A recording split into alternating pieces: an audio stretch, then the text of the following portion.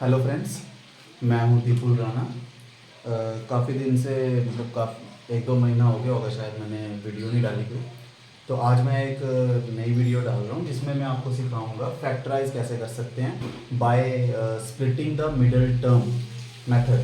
ठीक है, तो उस केस में क्या करना होता है हमने, जैसे ये और हाँ, ये जो फैक्टराइज करना होता है ना हमने splitting term middle method, splitting middle term method से, इसमें ज़रूरी होनी चाहिए कि ये जो एक्सप्रेशन आपको दिया है ये एक क्वाड्रेटिक एक्सप्रेशन होना चाहिए। क्वाड्रेटिक समझते हैं, या क्वाड्रेटिक पॉलिनोमियल भी आप बोल सकते हैं, इक्वेशन नहीं बोलेंगे, ठीक है, क्योंकि इक्वेशन के लिए इक्वालिटी का साइन ज़रूरी होता है।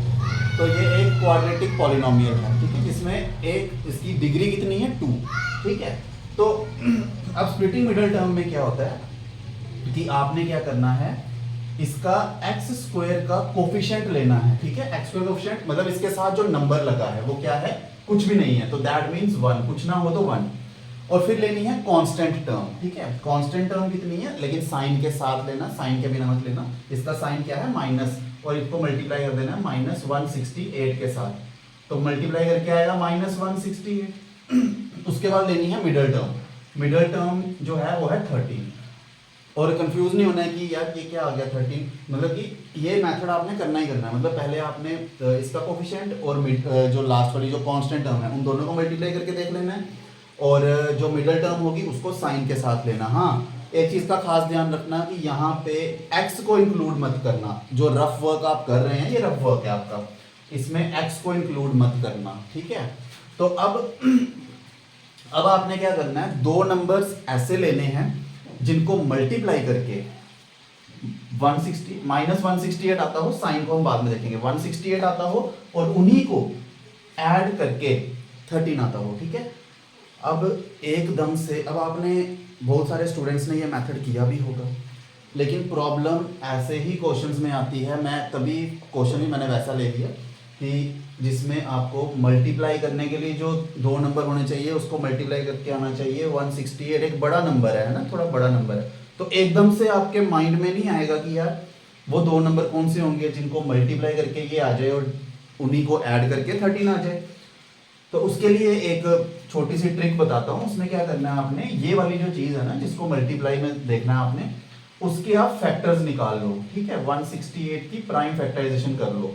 ठीक है, जैसे ये 2 से जाएगा 84, फिर 2 से जाएगा 42, फिर 2 से जाएगा 21, फिर 3 से जाएगा 7, फिर 7 से जाएगा 1। इसकी प्राइम फैक्टराइजेशन आ गई 2 इंटू 2 इंटू 2 इंटू 3 इंटू 7। ठीक है, अब क्या करो, अब इन सबको मल्टीप्लाई करके तो 168 ही बनता है, ये कंफर्म है। अब इन नंबर से, इन प्राइम फैक्टर्स से हम दो नंबर्स बनाएंगे और उन दोनों को देखेंगे कि उन दोनों को ऐड करके या सब्ट्रैक्ट करके 13 बनता है या नहीं। अब जैसे देखो, पहले रैंडमली आपने उठा लेना, जैसे रैंडमली मैं उठा लेता हूँ, जैसे ये 2 और 1 3, मतलब इन दोनों को इकट्ठा कर देता हूँ, 2 2 ज़ा 4, 4 3 ज़ा हो गया 12 इनटू, और इसको एक साथ कर लेता हूँ, 2 7 ज़ा 14। ठीक है, आपको दो नंबर मिले 12 और 14, लेकिन आप जब चेक करोगे 12 और 14 को ना ऐड करके 13 बनता है, ना इनको सब्ट्रैक्ट करके 13 बनता है। दैट मीन्स आपने जो कॉम्बिनेशन लिए वो गलत लिए। ठीक है, इसका मतलब इन दोनों इनको नहीं लेना। फिर आप क्या करो, मैं इन तीनों को ले लेता हूँ और इन दोनों को ले लेता हूँ। ठीक है, इन तीनों को करके आता है 8, इन दोनों करके आता है 21, और मल्टीप्लाई करके यही आएगा, ये कंफर्म है। ठीक है, अब इन दोनों को ऐड करके 13 नहीं बनता, लेकिन सब्ट्रैक्ट करके 13 बनता है। 21 में से 8 जाए तो 13 ही आता है। तो इसका मतलब नंबर्स हमें पता चल गए। देखो, ये प्राइम फैक्टराइजेशन से ये बड़ी जल्दी आपको नंबर्स का पता चल जाएगा, क्योंकि यहीं पे प्रॉब्लम आती है, बाकी यहाँ पे तो फिर इजी है।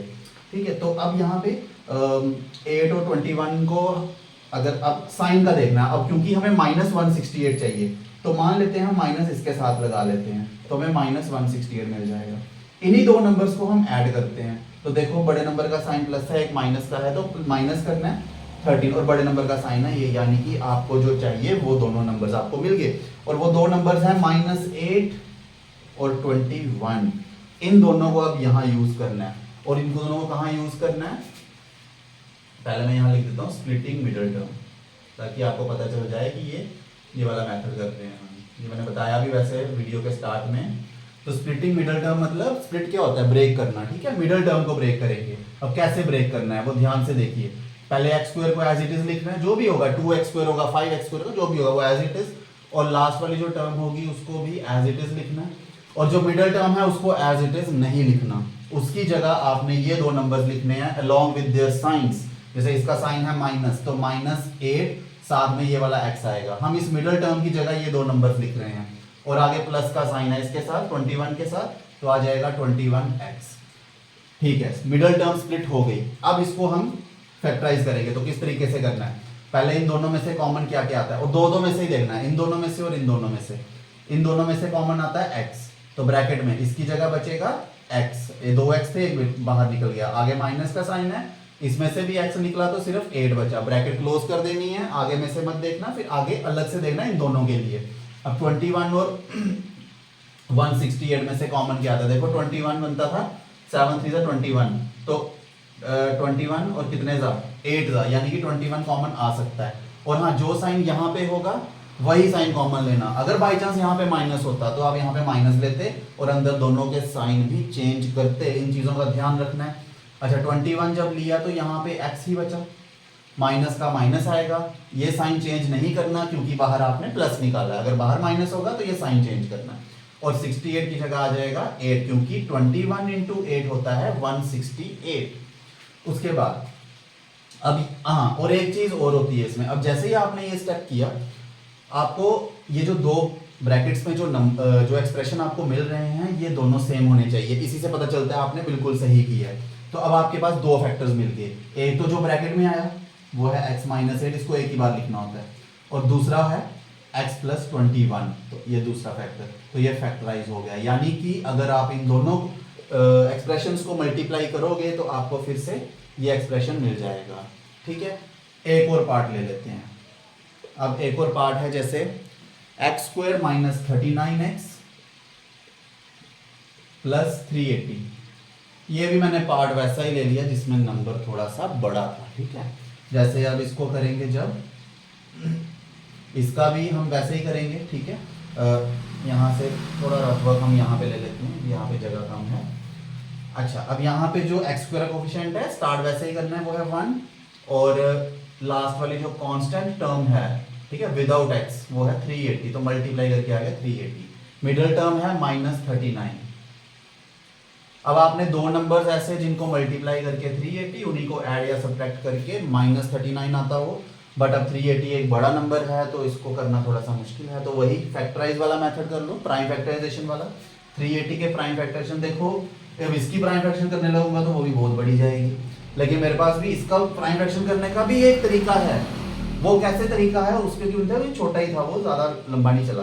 ठीक है, इसमें क्या है, जीरो एंड में, जिसके एंड में जीरोस हो ना उसकी प्राइम फैक्टराइजेशन करना बहुत इजी होता है। वो क्यों, क्योंकि जीरो जो होता है ना, जीरो तब बनता है जब 2 और 5 प्राइम फैक्टर्स हों, तो यानी कि इसका 380 का एक फैक्टर 2 भी है और एक फैक्टर 5 भी है। ठीक है, 5 ले लेता हूं। ठीक है, एक फैक्टर जीरो से, जीरो को हटाकर मैंने क्या लिख दिया, 2 और 5, अब बचा 38। अब 38 की प्राइम फैक्टराइजेशन आप कर सकते हो। 38 कैसे बनता है, 2 से बनता है और 19 से बनता है, 19 प्राइम फैक्टर है, तो यानी कि आपके पास 2 2 5 और 19 मिल गए। ठीक है, इसकी प्राइम फैक्टर अगर ऐसे करना चाहोगे तब भी यही मिलेंगे। ठीक है, अब इसके बाद क्या है, अब आपने क्या करना है, इनको रीअरेंज करना है इस तरीके से कि उनको ऐड या सब्ट्रैक्ट करके ये बनता हो। जरा हम करके देखते हैं, मैं इन तीनों को करके देखते हैं, ये बड़ा नंबर है इसलिए मैं छोटे नंबर्स को मल्टीप्लाई करता हूँ। 5 2 10 2 हो गया 20, और साथ में कौन 19, तो देखो क्लियर हमें दिख रहा है 20 और 19 को ऐड करके 39 ही बनता है। ठीक है, तो अब ऐड करके बनाना है, और साइन भी आपको माइनस का चाहिए, दो नंबर्स को ऐड भी करना है और साइन भी माइनस का चाहिए, तो दैट मीन्स आपको दोनों नंबर्स के साथ माइनस का साइन लगाना पड़ेगा। तो अब आपको क्या करना है, दोनों नंबर्स के साथ माइनस का साइन लगा लो। जब दोनों के साथ माइनस का साइन लगाओगे तो मल्टीप्लाई में उसका आंसर प्लस में ही आएगा, और दोनों नंबर्स को जब आप ऐड करोगे तो आपका आंसर -39 ही आएगा। तो यानी कि आपके जो दो नंबर्स हैं वो है -20 और -19। अब इसको यूज करेंगे यहाँ मिडिल टर्म को स्प्लिट करने के लिए, x स्क्वायर और प्लस 380। बीच वाली टर्म्स आ जाएंगी -20x -19x, इन दोनों में से कॉमन x, ब्रैकेट में बचेगा x -20, ये x नहीं लिखना गलती से, ये बाहर आ चुका है। अब यहाँ पे देखो, यहाँ माइनस का साइन है, जो मैं यहाँ समझा रहा था, यहाँ प्लस का था, यहाँ माइनस का साइन है तो माइनस ही लिखना है बाहर भी, और 19 कॉमन आ जाएगा। जब माइनस और 19 दोनों निकल गए तो x ही बचेगा। ये वाला साइन चेंज कर दोगे, क्यों चेंज करोगे, क्योंकि आपने बाहर माइनस का साइन रख दिया। और 380 19 को डिवाइड करोगे, 19 कितने से 380 होता है, 19 ये है तो बाकी कितना बचा 20, तो इधर आ जाएगा 20।